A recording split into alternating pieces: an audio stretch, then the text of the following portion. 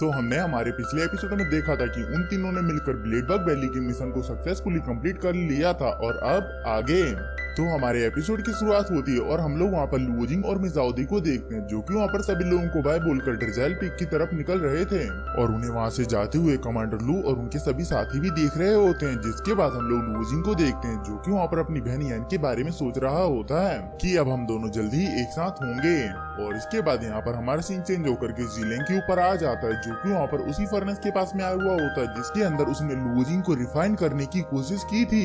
लेकिन इस बार वो यहाँ पर किसी और चीज को रिफाइन करने के लिए आया है और उस प्रोसेस को स्टार्ट करने के लिए जीलेंग वहाँ पर अपनी एनर्जी को उस फर्नेस के अंदर डाल देता है, जिस वजह से बाहर खड़े हुए सभी के सभी ब्लेडबग्स जिन्हें की जीलेंग ब्लेडबग वैली से अपने साथ लाया है वो सभी जाकर के उस चीज को रिफाइन करने के लिए अपना अपना सेक्रीफाइस दे देते हैं, जिसकी वजह से वो चीज यानी पॉइजन फ्लूट पूरी तरीके से रिफाइन हो जाती है और फिर वो जीलेंग के पास में चली जाती है। तो उसे लेकर के जीलेंग कहता है कि ये मेरे लॉर्ड डीमन लॉर्ड चिक्सुई की खोई हुई पावर्स को वापस लाने में मदद करेगी और इसकी मदद से वो वापस से अपना डिवाइन नेशन बिल्ड कर पाएंगे। और इसके बारे में सोचकर वो वहाँ पर जोरों से हंसने लगता है। और फिर इसके बाद यहाँ पर हमारा सीन चेंज होकर के ड्रिज़ाइल पीक के अंदर आ जाता है जहाँ पर मिस वू लिंगजुन अपने पैलेस के अंदर बैठ करके एक इंस्ट्रूमेंट बजा रही होती है।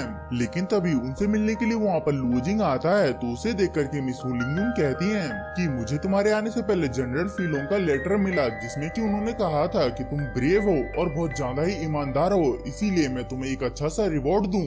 तो ये सुन के लुओजिंग वहाँ पर माफी मांगते हुए कहता है कि आपने मेरा यहाँ पर इतना ज्यादा ख्याल रखा और फिर भी मैंने आपकी बात न मानकर अपनी एबिलिटीज को देखे बिना इस मिशन को लिया जिस वजह से हम लोग बहुत बड़ी मुसीबत में फंसे और इसकी वजह से मैं आपके सामने बहुत ज्यादा ही शर्मिंदा हूँ। तो ये सुन के मिस वू लिंगजुन कहती है कि कोई बात नहीं, जो कुछ भी हुआ तुम उसे भूल जाओ और अब मुझे ये बात बताओ कि तुमने वहाँ पर कितने सारे ब्लेडबग्स के क्रिस्टल्स को जमा किया, 100 या 200? जिसे सुन के लुओजिंग वहाँ पर एक एक करके क्रिस्टल्स का ढेर लगा देता है और वहाँ पर कहता है कि ये हुए टोटल 626 ब्लेडबग क्रिस्टल्स। तो मिस वू लिंगजुन कहते हैं कि 600 से ऊपर ये अच्छा है मगर इतना भी नहीं कि तुम मुझे इम्प्रेस कर सको।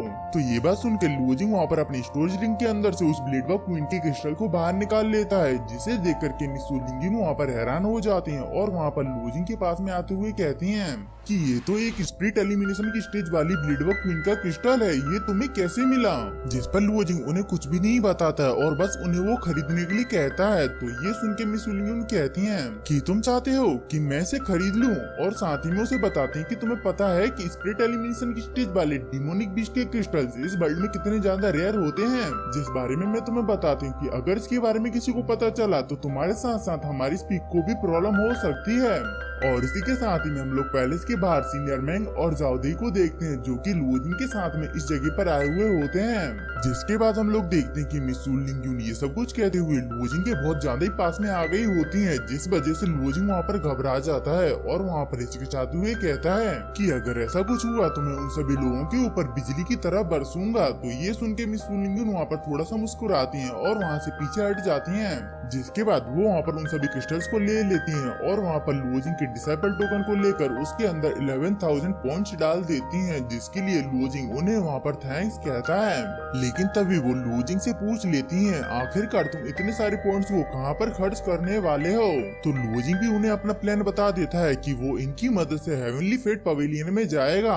तो ये सुन के मिस वू लिंगजुन सब समझ जाते हैं और वहाँ पर उससे कहती हैं कि कहीं तुम वहाँ पर जाकर पोर्गेटरी माउंटेन यानी टॉर्चर करने वाले माउंटेन के बारे में इंफॉर्मेशन तो नहीं लेना चाहते हो जिसके ऊपर तुम्हारी बहन यान कैद है? तो लुओजिंग कहता है कि हाँ, लेकिन इसमें क्या गलत है? तो ये सुन के मिस वू लिंगजुन गुस्से में आ जाती हैं और उससे कहती हैं कि मैंने तुमसे पहले ही कहा था कि तुम्हारी बहन का मैटर बहुत ज्यादा ही गहरा है और उसके अंदर बहुत पावरफुल लोग हैं, जिस वजह से तुम अभी उन्हें यहाँ पर टीच नहीं कर सकते हो। और साथ ही में कहती कि तुम जैसे जीनियस की यही प्रॉब्लम है, तुम सिर्फ अपने आज के बारे में सोचते हो, कल के बारे में नहीं। तो लुओजिंग को वहाँ पर कुछ भी समझ में नहीं आता है कि अब वो यहाँ पर क्या करें, जिस पर मिस जाओदी उसे समझाते हुए कहती है कि तुम्हें फिलहाल अपनी बहन के बारे में भूलकर इन पॉइंट्स की मदद से यहाँ पर एक पावरफुल आदमी बनने के बारे में सोचना चाहिए। लेकिन ये बात लुओजिंग को वहाँ पर पसंद नहीं आती है और वो गुस्से में आकर के कहता है कि मेरे लिए सबसे पहले मेरी बहन की सेफ्टी है और कुछ भी नहीं, और उसे मैं यहाँ पर किसी भी हालत में बचा कर रहूंगा, जिसके लिए मुझे यहाँ पर कोई भी नहीं रोक सकता है। तो मिस वू लिंगजुन गुस्से में कहती है कि तुम्हें पता है कि तुम किसके सामने बात कर रहे हो? तो उन्हें इस तरीके से देख करके लुओजिंग का गुस्सा वहाँ पर शांत हो जाता है और वो तुरंत ही उनसे माफी मांग लेता है। लेकिन फिर भी लुओजिंग ने वहाँ पर अपना इरादा नहीं बदला होता है और तभी वहाँ पर एक बेल की आवाज सुनाई देती है, जिसका मतलब होता है कि सेक्ट मास्टर ने अभी सभी पीक के मास्टर्स को बुलाया है। तो उसकी आवाज सुन करके मिस जाओदे जल्दी से लूजिंग के डिसाइपल टोकन को वहाँ पर फेंक करके बाहर की तरफ चली जाती हैं और वो वहाँ पर जैसी बाहर आती हैं तो उन्हें वहाँ पर सीनियर मैंग दिखाई देते हैं। तो वो उनसे कहते हैं कि तुमने यहाँ पर बहुत अच्छा काम किया है, इसीलिए अब तुम जाकर के थोड़ा रेस्ट करो। और ये कहकर वो उसी बग्गी जैसी शिप में बैठकर वहाँ से चली जाती हैं, जिसमें बैठ करके वो तीनों जन इस जगह पर आए थे और वहाँ पर अंदर जो कुछ भी हुआ था वो सब कुछ यहाँ पर मिस जाओदे ने सुन लिया होता है। जिसके साथ ही में हमारा ये एपिसोड यहीं पर ही खत्म होता है। आई होप कि वाला वीडियो आप सभी को एंजॉयबल लगा हो, और अगर लगा है तो प्लीज लाइक शेयर कमेंट और हाँ चैनल को भी सब्सक्राइब कर लीजिएगा ताकि मैं ऐसे ही एंजॉयबल वीडियोस आप सभी के लिए लाता रहूं।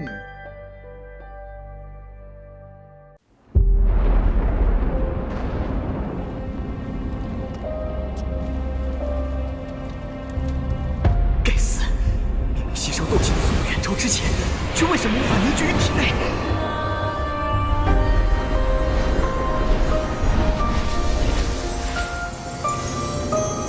小娃娃，看来你需要帮助啊！你到底是谁？你一直藏在我的戒指里。我名为死不是，凝聚这种功法，你为什么一直都不传给我？ 药老，吸你3年斗之气，老夫也是迫不得已。老家伙，你可知道你吸收我的斗之气给我带来了多少屈辱吗？小娃娃，你想变强，想受到别人的尊崇吗？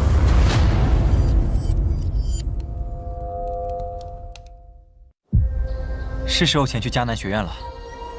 早日找到陨落心眼，也可以早日为你炼制躯体。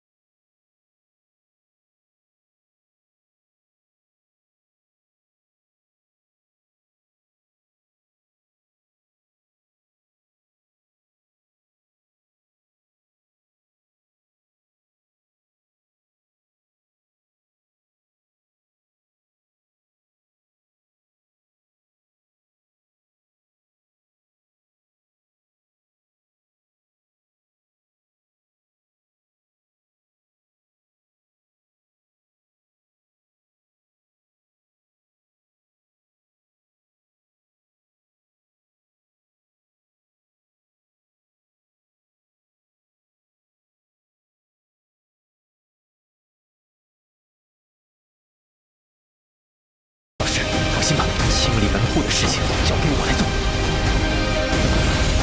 要是你，师兄会让你和老师一起永埋此地。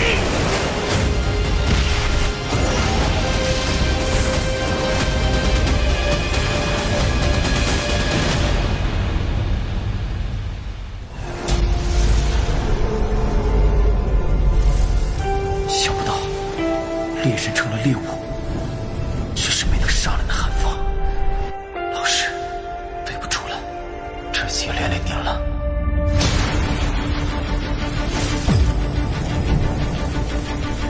离开吧，弱者没有资格拥有的。是这样的话，就乖乖交出火光，否则一会儿你们就只能爬着进内院了。该死的，这到底是什么鬼东西？既然这样，那留你还有何用？ 若是当年不与那人硬然定上3年之约，恐怕也不会连累的家族。亲人失散，兄儿，你要走？一旦被他们锁定的位置，我们俩都会性命堪忧。所有的隐忍，只为了这一天，我已经等待了太久。今天若是你能够安然无恙地走下擂台，萧炎从此不再踏进迦南学院半步。他迟早会发现的。既然如此，就给他一个惊喜吧。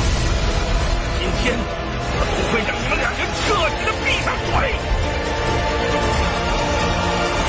就算他还活着，你们之间也绝不可能。